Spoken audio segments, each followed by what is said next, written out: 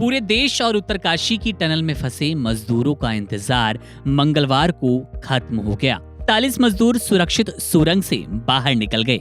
17 दिनों तक सुरंग के अंदर अंधेरे में मजदूरों ने मंगलवार रात आजादी प्राप्त की। मजदूरों को निकालने के लिए वर्टिकल, हॉरिजॉन्टल और साइड से ड्रिलिंग की गई थी। हालांकि आखिर में सुरंग को खोदकर मलबा हटाने के लिए रेड होल माइनिंग एक्सपर्ट्स की मदद ली गई, जिन्होंने मैन्युअली मलबा हटाकर मजदूरों को बाहर निकाला। लेकिन अब आपको वो रेस्क्यू ऑपरेशन बताते हैं जहां 69 दिन तक ये ऑपरेशन चला और लोग जिंदा सुरंग से बाहर निकले थे। 33 इन लोगों की संख्या थी जिन्हें बचा लिया गया।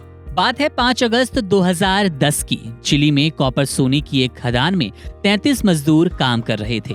तभी खदान के अंदर गुफानुमा रास्ते का एक हिस्सा अचानक टूटकर गिर गया। सभी 33 लोग जमीन से करीब 700 मीटर नीचे फंस गए। वो जहां फंसे थे वो जगह खदान के मुहाने से लगभग 5 किलोमीटर दूर थी। उनके जिंदा बचने की उम्मीद बेहद कम थी। शुरू में खदान के मालिकों ने रेस्क्यू ऑपरेशन चलाया, लेकिन जब उन्हें कामयाबी नहीं मिली तो फिर सरकारी कंपनी ने रेस्क्यू ऑपरेशन की कमान संभाल ली। कई दिन तक रेस्क्यू में लगे रहने के बाद रेस्क्यू टीम को वो तरीका याद आया जिसे 1989 में भारत के बंगाल में जसवंत सिंह गिल ने इजाद किया था और 65 मजदूरों को एक खदान से जिंदा बाहर निकाला था। यानी लोहे की चादर के कैप्सूल बनाकर बोरहोल्स के जरिए मजदूरों तक पहुंचना। चिली सरकार ने भी इसी आइडिया पर काम शुरू करवाया। खदान के ऊपर जगह जगह पर कई बोरहोल्स किए गए। हादसे के 17वें दिन रेस्क्यू की टीम को एक कैप्सूल के जरिए खदान के एक हिस्से में जाने का मौका मिला। वहां उन्हें एक नोट मिला जिस पर लिखा था, शेल्टर में हम सब ठीक हैं, हम सभी 33 लोग। जिस शेल्टर की बात नोट में लिखी थी वो एक इमरजेंसी शेल्टर था जो 50 वर्ग मीटर एरिया में फैला हुआ था। यानी मजदूर इसी शेल्टर में थे। इस शेल्टर में बैठने के लिए 2 लंबी बेंच पड़ी थी, लेकिन इसमें वेंटिलेशन की दिक्कत थी क्योंकि 33 लोग इसमें एक साथ जमा हो गए।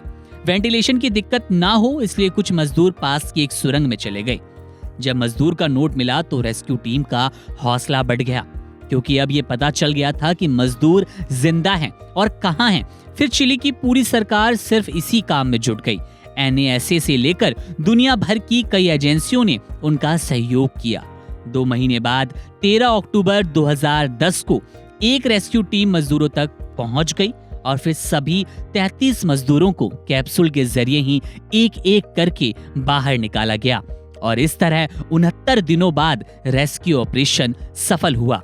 इसके अलावा 23 जून 2018 की भी वो कहानी आपको बताएं जहां थाईलैंड का एक छोटा सा कस्बा साई, यहाँ 12 बच्चे एक सुरंग में पानी में फंस गए थे। इनकी जिंदगी भी दांव पर थी, लेकिन 18 दिन बाद इस ऑपरेशन में भी इन बच्चों को बचा लिया गया।